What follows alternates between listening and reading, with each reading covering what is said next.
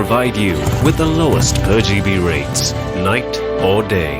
SLT 4G, driving you ever forward.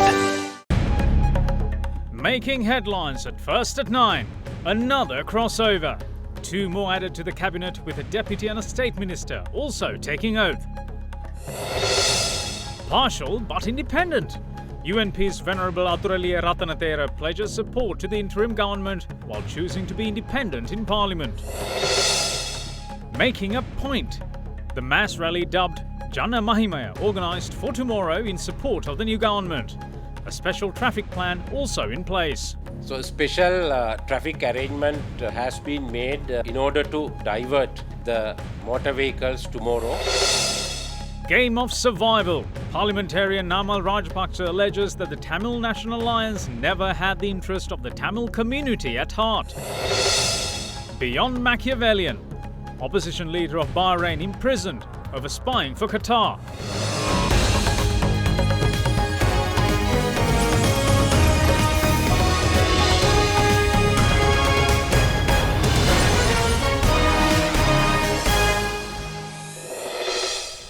Good evening and welcome to First at 9. I'm Dhammika Kanayaka. Now let's start with your local stories. 2 more cabinet ministers, 1 state minister and a deputy minister were sworn in before President Maithripala Sirisena this evening. With several parliamentarians defecting to the interim government in recent days, UNP parliamentarian Ashoka Priyantha followed suit today.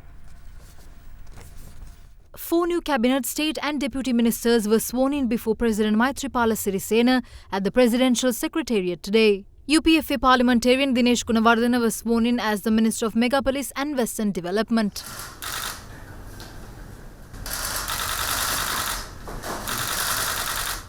In the meantime, UPFA parliamentarian Vasudeva Nanayakara is appointed the new Minister of National Integration, Reconciliation and Official Languages.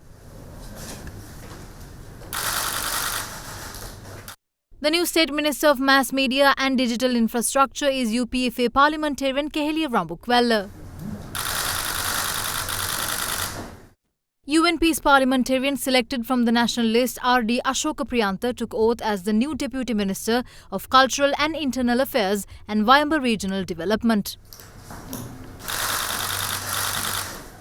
The latest round of appointments leaves the cabinet with 17 ministers, while 9 state ministers and 9 deputy ministers have also taken oath. With more UNP parliamentarians joining the interim government, the composition of the parliament has changed. Accordingly, the UPFA-led interim government has the support of 105 members in parliament, while the UNP-led faction which supports the former PM has the backing of 97 without the speaker. Tamil National Alliance has 15 parliamentarians and Janata Vimukti Peramuna has 6, while the Sri Lanka Muslim Congress and EPDP have 1 seat each.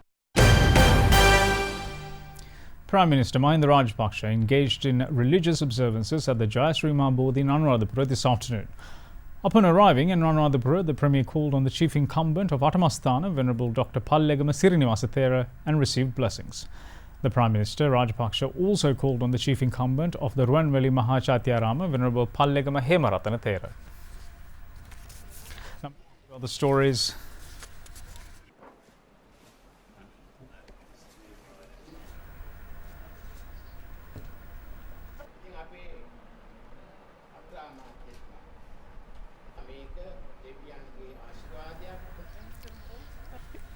AKV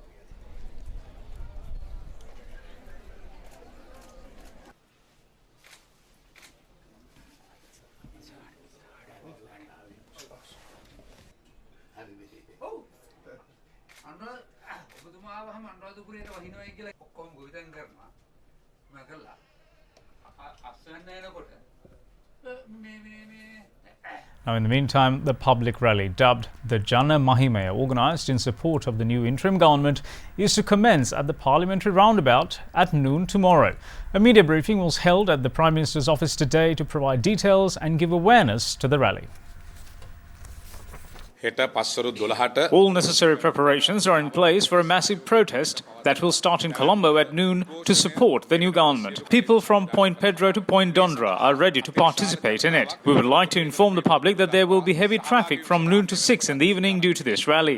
ජනාකීර්ණ ප්‍රදේශයක් මෛත්‍රී මහින්ද සුසංයෝගය තමයි The Mahinda Maitri collaboration is the future of this country. People are ready to move forward with them. More than 75% of people in the country approve this combination. We organise this massive rally tomorrow to prove it. The Speaker is misusing parliamentary privileges unlike any other Speaker in the world. At a time when the Parliament is prorogued, UNP members opened a committee room in Parliament to hold media briefings. Karu Jayasuriya is the only Speaker in the world who misused the Parliament. It's the innocent officials who get into trouble by what's done by him. අමාරුවට පත් වෙන්නේ අර අහිංසක නිලධාරී. පහුගිය කාලය තුලදී UNP followers are the ones who are most disappointed with the previous government. I therefore think that a lot of people will participate in the public rally tomorrow. පැහැදිලිවම සහභාගී වෙන්න නියමිත වෙලා තියෙනවා. Now, in the meantime, police media spokesperson SP Ruwan Gunasekara ensures that all security measures are in place ahead of the public rally Jana Mahime tomorrow. In the meantime, Deputy Inspector General of the Traffic Police Division, Ajit Rohan, has stated that a special traffic plan will also be in operation to avoid traffic congestion owing to the rally. So, special traffic arrangement has been made in order to divert the motor vehicles tomorrow. The traffic arrangements would be implemented by 12 noon tomorrow, and we have given a special alternative routes in respect of the diversion. So therefore, we would like to make a request from all the motorists to use the roads that have been mentioned in the traffic plan. Vehicles that need to enter Colombo from Kaduwela, Aturugiriya and Malabe via Battaramulla can travel through Koswatha Junction or Battaramulla Junction and turn left to Chinam Roundabout, Japan-Sri Lanka Friendship Road, Kimbulavala Junction, Pitakote Junction and towards Navala Junction via Pagoda Road and enter Colombo through Narayanpeta. Vehicles travelling towards Malabe, Kaduwela and Aturugiriya from Colombo can proceed from Ayurvedic Roundabout through Budgamur Road, Ambagahandiya, Kalapaluava Road, Hinatikumbra Road, Koswatha Junction and head towards Aturugiriya. Vehicles entering Colombo from Pannipitiya and Hokandara via Talawatugoda can take the route from Talawatugoda Junction towards Kimbulavala Junction, Pitakote Junction, Navala Junction via Pagoda Road to reach Narayanpeta and enter Colombo.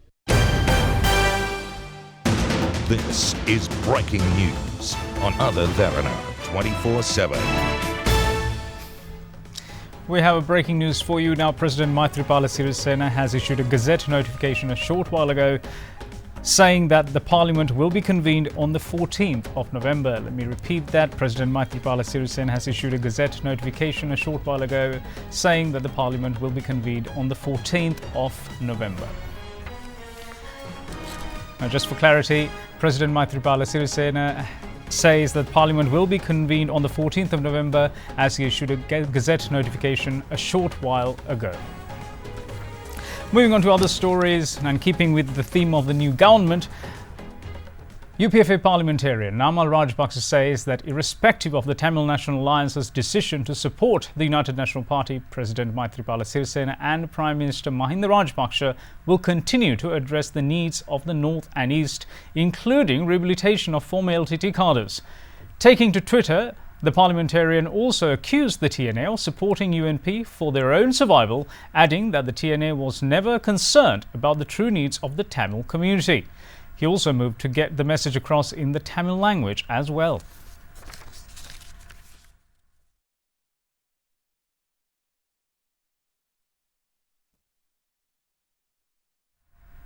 Several parliamentarians of the United National Party called on chief prelates of the Askiri and Malwathu chapters today and discussed the prevailing political situation in the country. Meanwhile, various protests were also conducted throughout the country demanding that the parliament be convened immediately. UNP parliamentarians including Daya Gamage, Ranjit Madhuma Bandara and Gamini Jayavikrama Pereira arrived in Kandy and called on the chief prelates of Asgiri and Malwathu chapters today. We should keep in mind that Ranil Wickremesinghe is in a state of uncertainty. We will have to pay attention regarding his security. He is a leader of the country and his security should be guaranteed. There is no debate about it. Meanwhile, several other parliamentarians of the UNP also called on the chief prelate of the Asgiri chapter. This is not a problem that can be resolved through fights or public intervention. This problem could draw blood. The UN General Secretary has also called for the parliament to be convened and to inform them which exactly is the official government. They also met with the chief prelate of the Malwatu chapter, Most Venerable Tibbatuave Sri Sumangala Thera. No matter what gazette is issued, no matter how much the executive attempts to overpower the parliament got the power to appoint the Prime Minister, who has the majority. In the meantime, several media briefings were conducted at the temple trees today as well. We have parliamentary majority. Mahinda Rajapaksa will be defeated if we bring a no-confidence motion. Honourable President, we are the ones who worked hard for your victory. We made you the President. Our request is that let this issue be resolved in Parliament.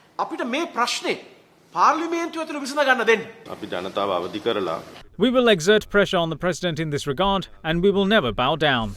In the meantime, various protests were held across the island today demanding that Parliament be convened immediately.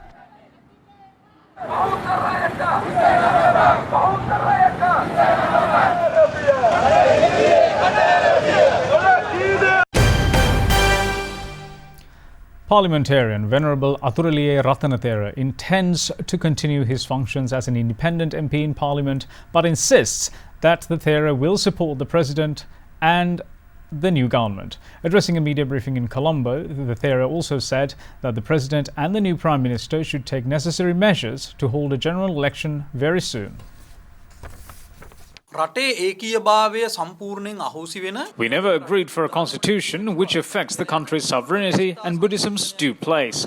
We proposed an electoral system which eliminates dependency on minor parties. That was not accomplished by the government. Provincial council elections were not held. Then how can we say it is a democratic government? As soon as the government was formed, there was a large-scale fraud at the central bank. A great degree of responsibility over the matter fell on the then Prime Minister, but he did not bear it. When the President attempted to remove Arjuna Mahendran from the post, Wickramasinghe went to great lengths to keep him in the post. The previous government took loans and built a harbour in Hambantota, but what did this government do? It was sold to a lower bid. Furthermore, the government signed a trade agreement with Singapore in secrecy. A case has been filed over the Hambantota harbour, but it has not been taken up so far. Where was this Attorney General? People went to courts over the Singapore trade agreement as well. But what Minister Thera Samaraweera did was issue a gazette notification on the agreement. We appreciate the decision taken by the President to appoint MP Mahinda Rajapaksa as the new Prime Minister. We also consider this as a capable caretaker government. Take 3 months and during that time bring an electoral system sans preferential votes and go for an election soon. Though I support this government, I will sit in the opposition as an independent parliamentarian. Now, former Defence Secretary Gotabaya Rajapaksa stresses the need to establish a government brought to force through a public vote. Speaking in Anuradhapura yesterday, the former Defence Secretary said that the matter should be taken before the public for it to be decided. An event was held at the Thuparama in Anuradhapura to invoke blessings upon war heroes who fought for the country during the 30-year conflict. The event was held under the patronage of former Defence Secretary Gotabaya Rajapaksa yesterday. We request the new government to nullify all acts which were brought against the country's war heroes by the former government. They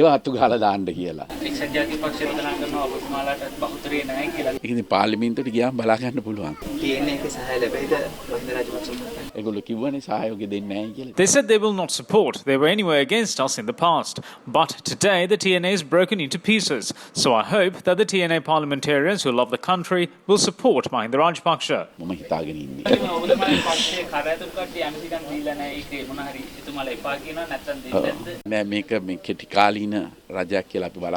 This is a temporary government. The public needed the country to be saved from this government. So we toppled the government at the first opportunity. But we require a government elected through a public vote. We require more power to carry a government forward. So I'm of the view that to achieve that goal, we need to take the matter to the people. Bringing more thoughts on the interim government, the JVP continues to insist that it has no intentions of supporting either major factions in Parliament and stresses that the party stands by democracy. Addressing a media briefing at the party headquarters in Battaramulla this morning, the party's propaganda secretary Vijitha Herath said that the party backs calls to convene Parliament soon. Maithripala Sirisena මහත්තයා සෙල්ලම් ආණ්ඩුවක් හදලා President Maithripala Sirisena has created a toy government and says that person is the Prime Minister while ministers are being appointed daily. The Parliament has been prorogued until their goal is achieved. Now they say the Parliament will be convened only when they want it. Is this democracy? It is a serious matter when the first citizen of the country violates the constitution. They further say that the next parliamentary session will only be addressed by the president and then be adjourned. However, if this prime minister is not legal, if the government is also not legal, any interim budget which they are going to bring is not legal. We do not accept Mahinda Rajapaksa as the prime minister. The JVP also does not accept any state, deputy or cabinet ministers. Today, MPs are being sold for millions and billions. We are receiving recordings of some secret conversations. In the meantime, some try to say that the JVP will support them. We stress that the JVP is not involved in this dirty game of backing Mahinda or Ranil. We appear on behalf of democracy and to convene the parliament. පාර්ලිමේන්තුව කැඳවන්න ඕන කියන සටනේ අපි ඉන්නවා. Moving on to other stories, boasting an impressive number of inland waterways and being surrounded by sea, Sri Lanka is blessed with an abundance of water. When it comes to safety, however, it is evident that much needs to be done. With a staggering 1,100 deaths attributed to drowning on an annual basis, the World Health Organization ranks the country 12th out of 61 nations on its index of drowning-related deaths. First at Nine's Katrina Chang, who is currently in Thailand, took an in-depth look into how drowning-related incidents can be prevented and what more should be done at the 13th World Conference on Injury Prevention and Safety Promotion. Water is not only an essence in life. As humans, we have always been attracted to water for various reasons, ranging from the beauty of natural waterways to foraging. It is also basic instincts for humans to live near water, as our ancestors realized there's better foraging near bodies of water. In modern times, in a world where digitalization seems to be taking over our lives, people actively seek to indulge in what lakes, rivers and oceans offer. Unfortunately, modern people lack the know-how of our natural environment and many lack the skills to survive mishaps. In a tragic incident earlier this year, 5 persons drowned while bathing in the river Huluganga in Panvila, Kandy. None survived. Last year in August, 6 youths aged between 19 and 20 drowned when the boat they were sailing in capsized off the coast of the island of Mundatiu in Jaffna. A spokesperson for Jaffna police said preliminary investigations revealed that the victims had consumed liquor. These are just a few among many incidents that take place on a daily basis. Sri Lanka is ranked 12 out of 61 countries and 10th highest when compared with 35 low and middle-income countries when it comes to drowning-related incidents.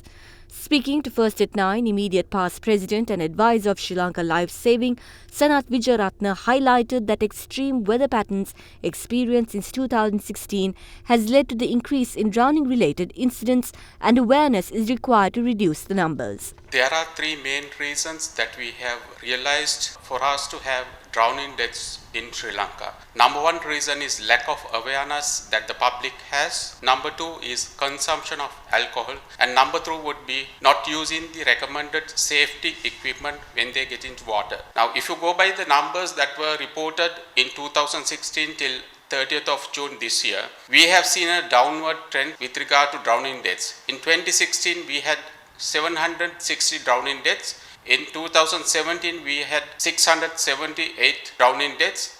Till 30th of June this year, we had 412 drowning deaths. But one might say that there are still more drownings and drowning deaths in Sri Lanka.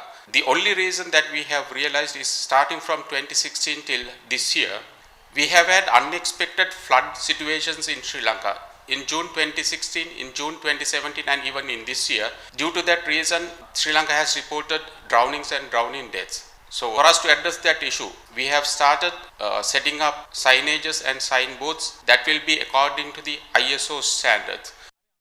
According to recent data released by the World Health Organization, 372,000 people die each year due to drowning, with over half that number being under the age of 25. Drowning is also one of the leading causes of deaths among children under the age of 15, coming at the heels of meningitis and HIV. In Thailand, policymakers and advocates came together to talk about how drowning-related deaths can be prevented.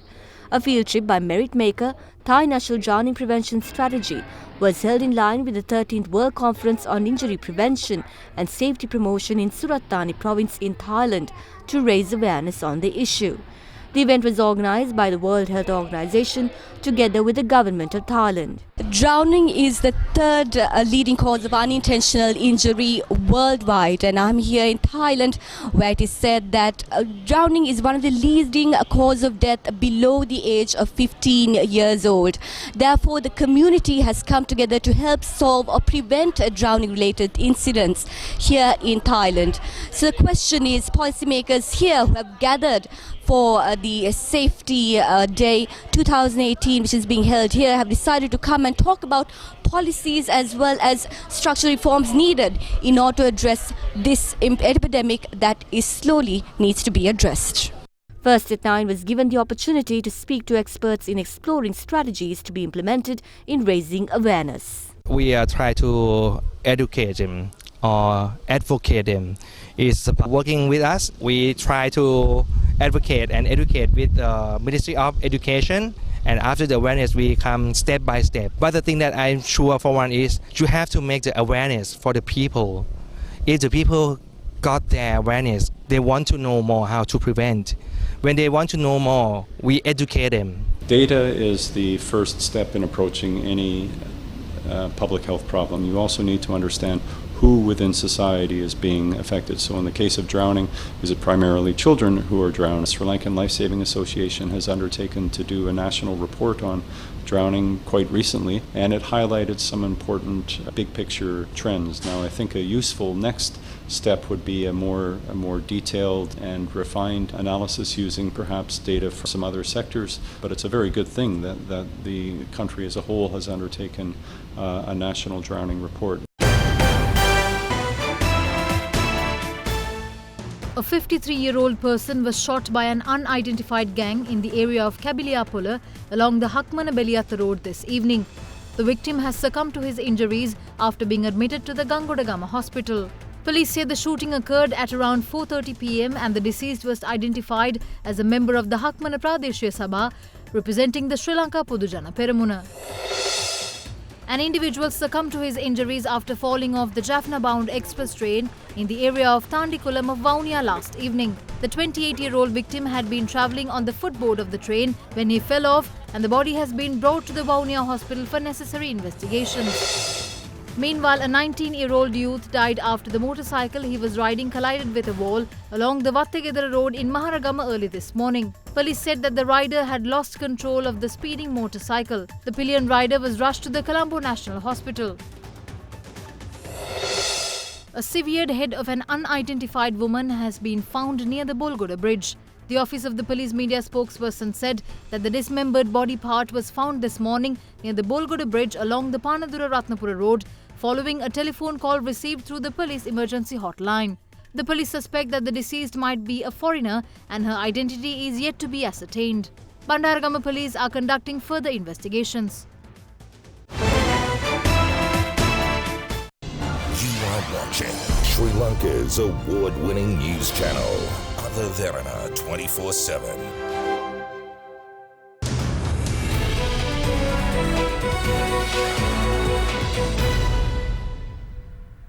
Welcome back. You're watching First at 9.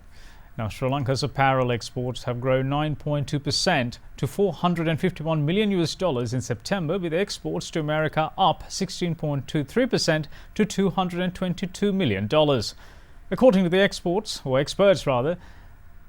exports to the European Union were marginally down by 0.57% to $173 million.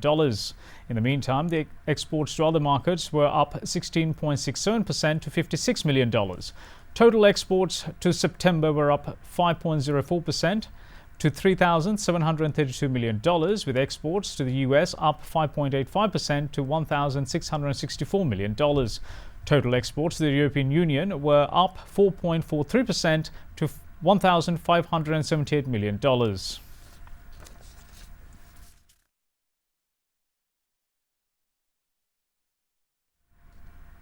And to give you a weekly market forecast, experts say stock market will likely be stagnant as investors might engage in bargain hunting. Speaking to First at 9, Head of Research at First Capital Holdings, Dimantha Matthews says that investors might maintain a wait-and-see approach. The market continued its strong uptrend following the political change on the back of selected investors having a strong positive sentiment with possible higher public spending. Next week is going to be critical slowdown compared to the highly bullish final week. We expect investors to adopt a wait-and-see approach. Foreigners are likely to continue to be on the sell side amidst the emerging market and frontier market sellout. Therefore, comparative to the last week, depending on the outcome on the 7th, market is likely to be stagnant and selected investors are likely to be on bargain hunting with speculation.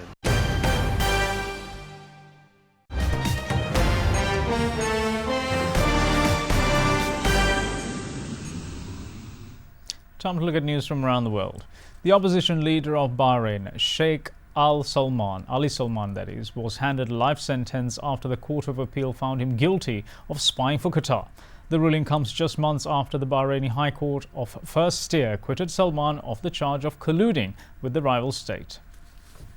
The opposition leader of Bahrain, Sheikh Ali Salman, was handed a life sentence after the Court of Appeal found him guilty of spying for Qatar in a backdrop where human rights group Amnesty has described the decision as a travesty of justice amid Bahrain's continued crackdown on dissent. Amnesty's Middle East and North Africa director says the verdict demonstrates the Bahraini authorities' relentless and unlawful efforts to silence any form of dissent. Ali Salman, who led the now outlawed Al-Wefaq movement, was accused of plotting with Qatar to stoke anti-government unrest in 2011, along with fellow opposition leaders Hassan Sultan and Ali Al-Aswad. The accusation emerged after Bahrain, Saudi Arabia, the UAE and Egypt cut links with Qatar in June 2017, accusing the Emirate of supporting terrorist groups and of being too close to Iran, allegations that Emirate has vigorously denied. At the time, Wefaq said the allegations were an attempt by the Bahraini government to smear it and prolong the imprisonment of its leader, who has been in custody since 2015. The foreign media reports that Ali Salman can still appeal against the decision. Today, voters in French Pacific territory of New Caledonia took part in a referendum to decide whether to remain a part of France or become independent. The vote comes as a part of the deal that came after a violent campaign by separatists' indigenous Kanak descendants. Queues formed at polling stations across New Caledonia as the French archipelago in the South Pacific voted whether to become the world's newest state, a referendum that is the result of a 30-year-long decolonization process. French officials said that the turnout towards the end of voting today was 73.68% compared with 58.1% at the same point during local elections in 2014. Pro-independence groups in France have urged Kanak voters to throw off the shackles of colonial authorities in Paris. Tensions have long run deep between pro-independence indigenous Kanaks and descendants of colonial settlers who remain loyal to Paris. Voters have been asked the question, do you want New Caledonia to gain full sovereignty and become independent? Polls, however, suggested that a majority of voters will reject independence.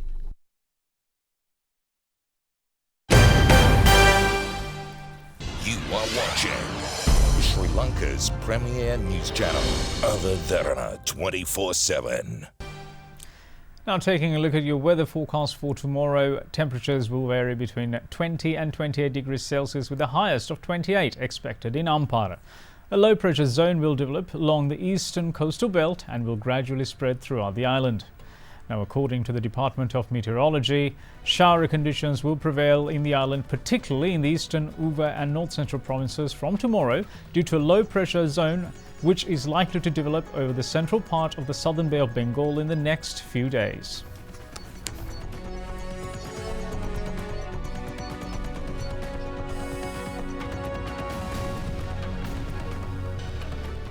And here is your city-by-city forecast.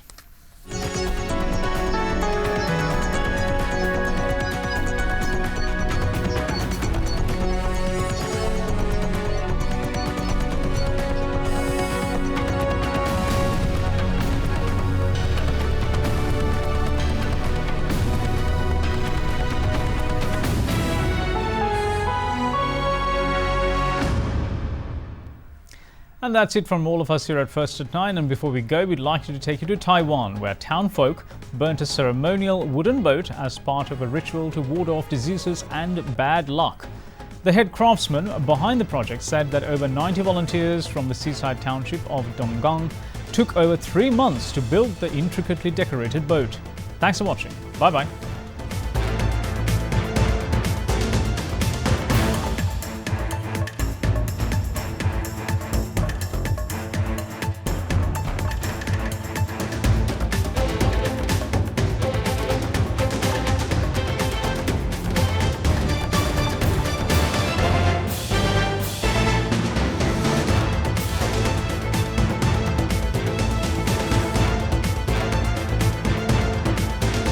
Bringing you the news and information 24 hours a day.